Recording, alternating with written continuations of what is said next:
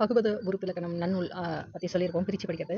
பகுபதம்ன்றது பிரிக்கக்கூடிய, பிரித்தால் பொருள் தரும் சொல். இது பகுதி, விகுதி, இடைநிலை, சந்தி, சாரியை, விகாரம் என பல உறுப்புகள் இருக்கு.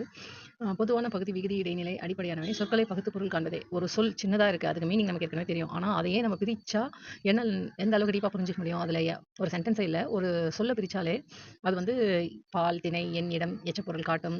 என்னென்னோ அந்த விகுதி அந்த முடியறதை வச்சு சொன்னாலன்னா பாஸ்ட் டென்ஸ் தெரியும், ஸ்பின்ன்றது தெரியுது நமக்கு. சொல்லுன்ற வேர்ச்சொல்லிலிருந்து பேசுதல்ன்றது தெரியுது, சொல்லின் முதலில் நின்று கட்டளை பொருளில் வரும் என்றது தெரியுது. நடுவில் என்ன வருது நின்று காலம் காட்டுதல்ன்றது தெரியுது. சந்தி பெரும்பாலும் பகுதிக்கும் இடைநிலைக்கும் இடையில் வருது, சாரியை இணைப்பு சொல்லணும். இவ்வளோ விஷயம் ஒரு சின்ன வேர்ட்லேயே இருக்குது. அதை பிரித்து பொருள் தரப்போ அதிலிருந்து அவ்வளோ விஷயங்கள் நம்ம எடுத்துக்க முடியும். அந்த வேர் சொல்ல உண்டான், உன் பகுதி, இறந்த கால இடைநிலை, ஆண்பால் வினை மற்றும் விகுதி பிரிக்கும் முறையை சொல்லித்தராங்க. பொறி ப்ளஸ் இத்து ப்ளஸ் ஆடுற பொறி பகுதி, சந்தி, இறந்த கால இடைநிலை, பெயரச்ச விகுதி. இந்த மாதிரி எக்ஸாம்பிள் சொல்லியிருக்காங்க. நம்ம வந்து இந்த மாதிரி பிரிக்கிறது மூலயமா இந்த வேர் சொல்லிருந்து நான் வந்து ஆண்பால் விகுதி இருக்க கடந்த காலத்தை, இறந்த காலத்தை இல்லாமல் வருங்காலத்தை சொல்லுன்னு சொன்னால் நம்மளா பிரெயினால் ஒரு வார்த்தை உருவாக்க முடியும். நம்ம பிரெயினால் அவ்வளோ சீக்கிரம் கற்றுக்கிட்டு உருவாக்க முடியுமோ இல்லையே. இது நம்ம ஒரு ஏஐ கிட்ட சொல்லி பார்க்கலாம் என்ன நடக்குதுன்னு. நான் வந்து இது ஏஐ கிட்ட கொடுக்குறேன், ChatGPT. அது வந்து ஒரு நன்னூல் ஆசிரியர் ஒரு வேர்டை பிரித்து இவ்வளோ மீனிங் எடுக்கிறாரு, அதை வேறு இடத்துல வேர் சொல்ல வச்சுட்டு மற்றதை மாற்றி வேறு வேர்ட்ஸை உருவாக்க முடியுன்றதெல்லாம் தெரியுது. ஒரு வேர்டை பிரிக்கிறது மூலிமா எவ்வளோ நன்மை வருதுன்னா, ஒரு சென்டென்ஸ் பிரிக்கிறது மூலிமா என்ன வரும்ன்றதை நான் கேட்குறேன். அது வந்து அதை கேட்குறதுன்றது நம்ம பிரெயினை கேட்குற மாதிரி ஒரு சென்டென்ஸை பிரித்தா ரியாலிட்டி புரியும்னு சொல்லுது.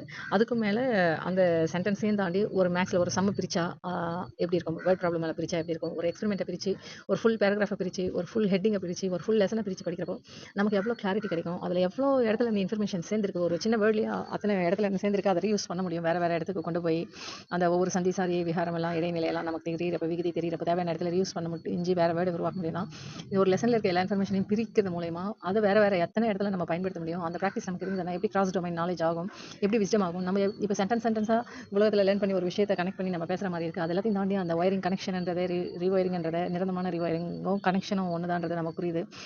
அந்த எந்த கனெக்ஷன்ஸுமே இல்லாமல் வேணுன்றப்ப கனெக்ட் ஆகிற அளவுக்கு அவ்வளோ என்ரிச்சான விஷயங்கள் பிரிஞ்சு ஆட்டாமிக் லெவலில், அந்த சபாட்டாமிக் லெவலில் பிரிஞ்சு இருந்ததுன்னா வேணுன்றப்போ அதை சேர்த்து வேணுன்ற ஆட்டம் எலிமெண்ட்டை உருவாக்கிக்க முடியுன்றது இருந்தால் எப்படி என்ரிச்சாக எந்த எலிமெண்ட் வேணாலும் வேணுன்றதை உருவாக்கிக்கலாம்னு ஃபீல் பண்ணுவோமோ அந்த அளவுக்கு என்ரிச்சாக நம்ம இருப்போம். அதுதான் விஸ்டம்.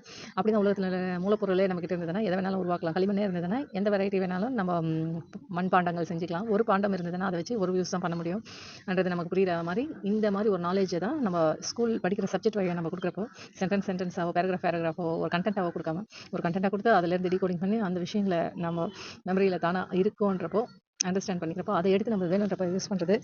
இவ்வளோ பெரிய சென்டென்ஸையோ ஒரு பேராகிராஃபையோ ஒரு கான்செப்டையோ அதை எடுத்துக்காம துளியாக எடுத்துக்கிறது மூலமா வேறு இடத்துல யூஸ் பண்ணிக்கிறதுக்கான வாய்ப்பு எவ்வளோ இருக்குன்றது அந்த வேர்ட் பிரேக்கிங்லேருந்து நம்ம புரிஞ்சுக்க முடியும். உங்களுக்கும் புரியும் நம்புறேன். நன்றி.